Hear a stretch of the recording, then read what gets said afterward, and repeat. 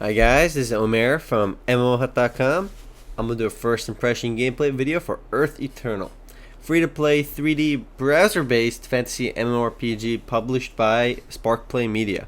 Now I'll spend about 5-10 minutes running around checking the game out, make some quick comments. If you guys do want to play Earth Eternal or just learn more about it, check out our full review on the link below. So let's go ahead and log in, which I already did, and we're on our character creation screen. So we have our default guy, some frog over here. But the game has a lot of playable races. Now, I did say this was a browser-based game, but you do need to download one plugin for it to work on your Firefox. But it is really impressive that the game does run on a browser, and it looks really nice. But let's go ahead and make our character real quick. And we have a lot of furries over here. I can see furries will have a heyday with this game. So let's just pick. Ooh, that guy looks pretty evil. That guy looks awesome too. I'm gonna go with. Let's see. I'm gonna go with Yeti. We're gonna be a Yeti. We can choose a body type as well. You know, if you want to be really obese for some reason, you can go for it. But you know what? Let's go be a fat frog. Can't go wrong with that. You can change your eyes as well if you want to customize that. You can be old, normal, or intense. You know what? We're intense people. We're going with the intense look. There's a male and female for each as well. So the game does have 22 races, which is a really nice amount of customization for a game. So let's click next. Ooh, we can customize our appearance too. We're gonna be a purple frog. Purple fat frog. Can't go wrong with that. And I'm not going to spend too much time playing with these, but it's really good that the game has this level of customization, which is something you don't see in most games, especially free-to-play, browser-based games. So let's click next now. And our 4 playable classes in-game are Knight, Rogue, Mage, and Druid. I'm going to go and play Warrior over here, which is Knight. But you only have 4 playable classes in the game. Let's go with this guy. And character creation for our name. Alright, in case you can't decide what you want to name yourself, there's a nice little suggestion box over here. You can just kind of go with one of each, which we're going to do. It's for people that are too lazy to think of their own name or too uncreative. But let's just go pick some armor and let's go enter the game. I don't think these matter, so let's enter. Uh-oh, name is already taken, then why is it on the stupid list? Let's put 2 M's on it. Alright, here we are. We are Ermin Pickham, and let's go enter the game. So the loading might be a little bit bad because, I mean, the whole game is on a browser. And about all those playable classes, it's worth mentioning that they're all the same, really.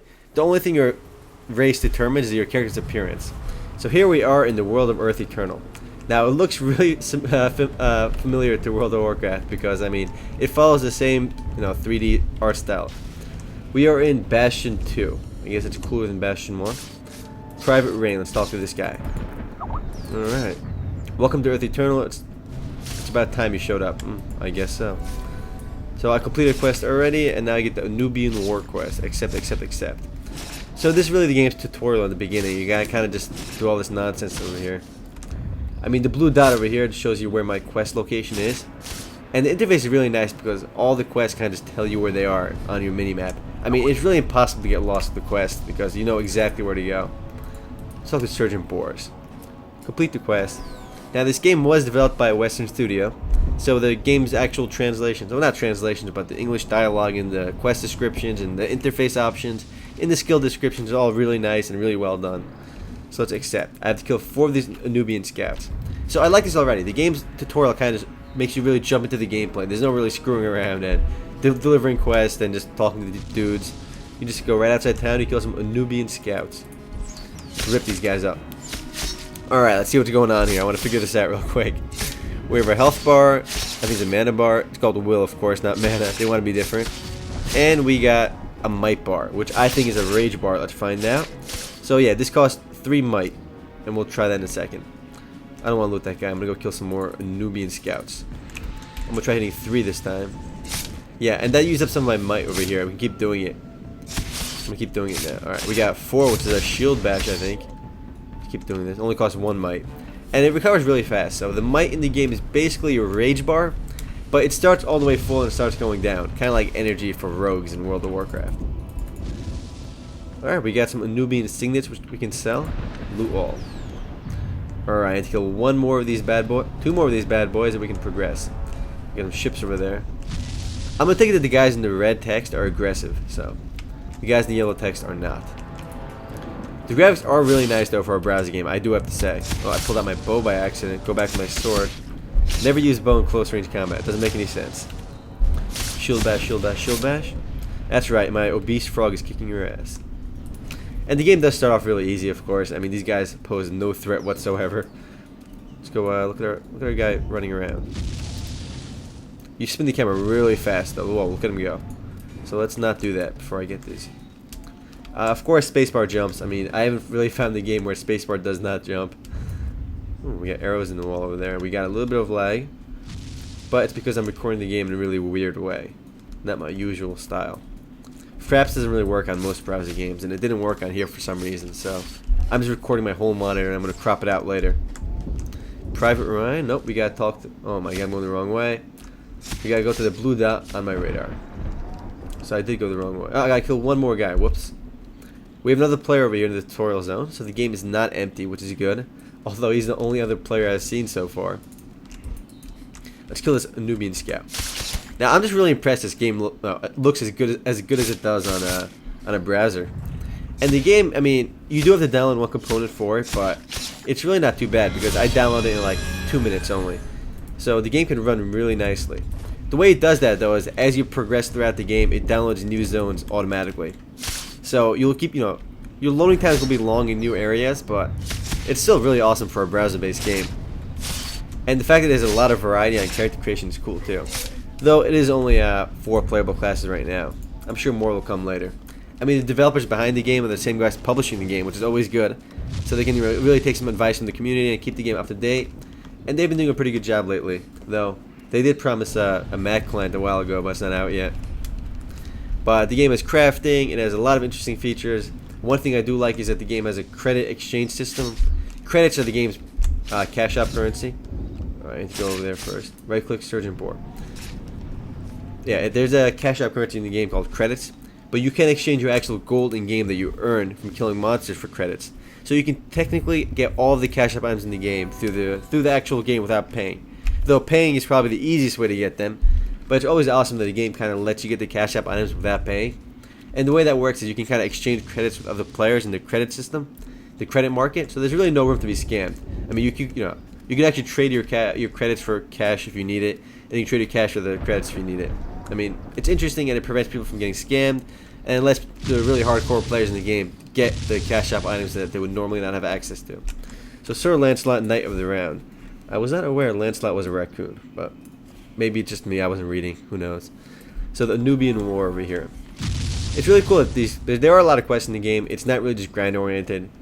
And this is not just the beginning of the game. I played this a little bit more earlier, and there are a lot of quests in the game. The entire game is quest driven, so you're never really outright grinding though. Outright grinding sometimes is a good way to gain experience, but not early on because you get rewards for these. Oh, I can put on my standard issue gloves. Maybe not though. Let's yank up my player profile over here. You can see my stats in the game. Put my gloves on, my sleek gloves, my pimp gloves, my nonsense over there. I'm level 2 knight right now. Charm. I'm not sure what these are yet, but I'll just close this out. As we level up, where's our experience meter down here? We'll get new stat points. I'm sure we'll get new skills as well. I just gotta figure those out right now. We've got a quest journal over there. So combat is done just by right clicking and kind of just waiting. You can do your abilities as well with 3 and 4 right now with the hotkeys. So it's not like a LODs Online where you have to keep clicking, which is a little bit annoying, but I guess it was fun in its own way. So I killed enough of these dudes and let's go progressing. These guys are easy. Gotta kill one of these. Where am I going? I gotta go this way. Gotta talk to this thing over here. Kill this Nubian trooper. Mostly though, guys, I am really impressed by the game's graphics for a browser-based game. Though technically you did have to download one thing, so it's a little borderline with that. So we did level up one more time. Let's go talk to the catapult. And as always, your character's just playing with his hands and somehow he activates the catapult. I mean, WoW really popularized that and now every game does it. It doesn't even make any sense. So the catapult just disappeared. So where do we go now? Up here. Everything is guided with this blue little dot over here. Even late game, all the quests are very clearly on your map. The map does look really nice over here, you can see it. And all of the game zones are really nicely detailed. Graphics are absolutely phenomenal for a browser-based game. And it's, no, I'm not going to say it's on par with WoW, it's not. The graphics-wise, and, I mean, it's better than a lot of client-based games, I'll give you that.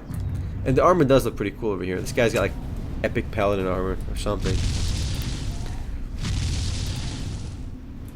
Well, let's keep talking to Sir Lancelot and finish up his quest. Accept. I get a mace for completing this quest. I am still in the tutorial area though, so I don't think I'm going to find any other players over here, aside from other newbies. Though I suspect the game does have some players. I mean, it's really a nifty game. I'd be pretty disappointed if nobody really played. So here are our skills in the game, our little skill trees over here.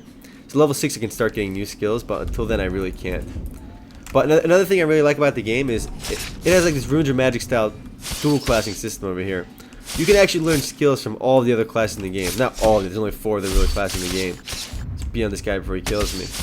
But we can start learning skills from other classes, though you can't learn primary skills, but you can learn secondary skills from them. So let's say I want to put my warrior skills over here. I mean, they each have we have rogue skills and so forth. I can learn various different rogue skills over here, but I can't learn their primary skills, which are at the top. But it really gives the game a lot of room for the dual classing and a lot of room for players to really create their own character the way they want. Anyway guys, if you guys do want to play Earth Eternal or just learn more about it, check it out full review on the link below.